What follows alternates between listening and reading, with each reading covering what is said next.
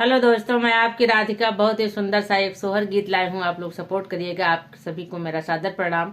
हर हर महादेव, जय श्री कृष्णा। बहुत ही प्यारा सा सुंदर सा गीत है। आप लोग सुनिए सोहर गीत और फुल आवाज करके सुनिएगा। सपोर्ट करिएगा अपनी छोटी बहन को। तो सुनिए आप लोग। चंदन चौकी मंगाए बाटे, आसन लगाए बाटे, हो राम ते ही बड़ी बैठे गणेश तोड़ी पीताम्बर, हो राम ते ही पई बैठे गणेश तोड़ी पीताम्बर हो।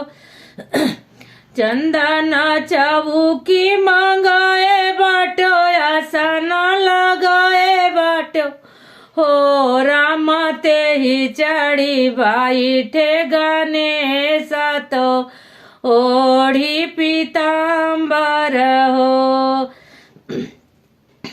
कंचन थाल सजाए बाटो, आरती जलाए बाटो, आरती जलाए बाटो, हो सखिया निहोरी निहोरी पैयाला गौ मंगन कुछ मांगऊ, हो सखिया निहोरी निहोरी पैयाला गौ मंगन कुछ मांगऊ हो।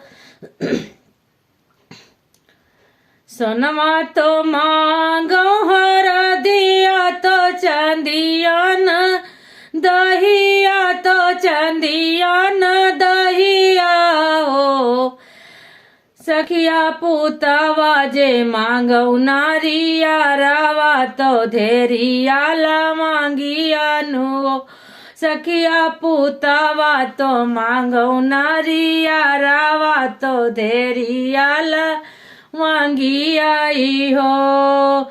सोनवा तो मांगौ हर दिया, तो चंदी यानु दहिया हो सखिया पुतवा जो मांगौ नरिया रावा, तो दियाला मांगिया नु हो सखिया पुतवा तो मांगो नरिया रावा, तो धेरियाला मांगिया नु हो। सोनमा तो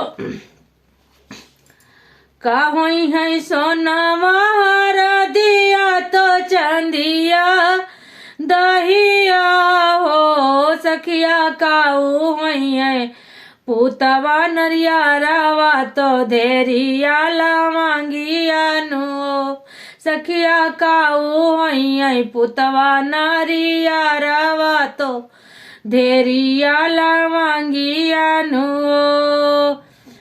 काऊ होई है सोनवा हर दिया, तो चंदी या हर दिया, तो चंदिया हर दिया नु हो सखिया काऊ होई है पुतवा नारिया रावा, तो धेरियाला मांगिया नु हो सखिया काऊ होई है पुतवा नारिया रावा, तो धेरियाला मांगिया नु हो।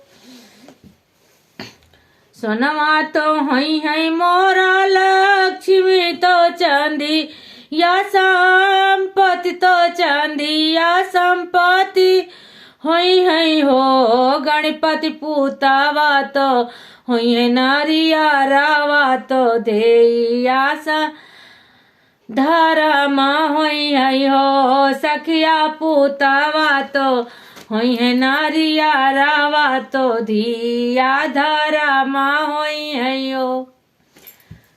देखिए आप लोग को कैसा लगा। बहुत गला को चढ़ा के गाना पड़ा।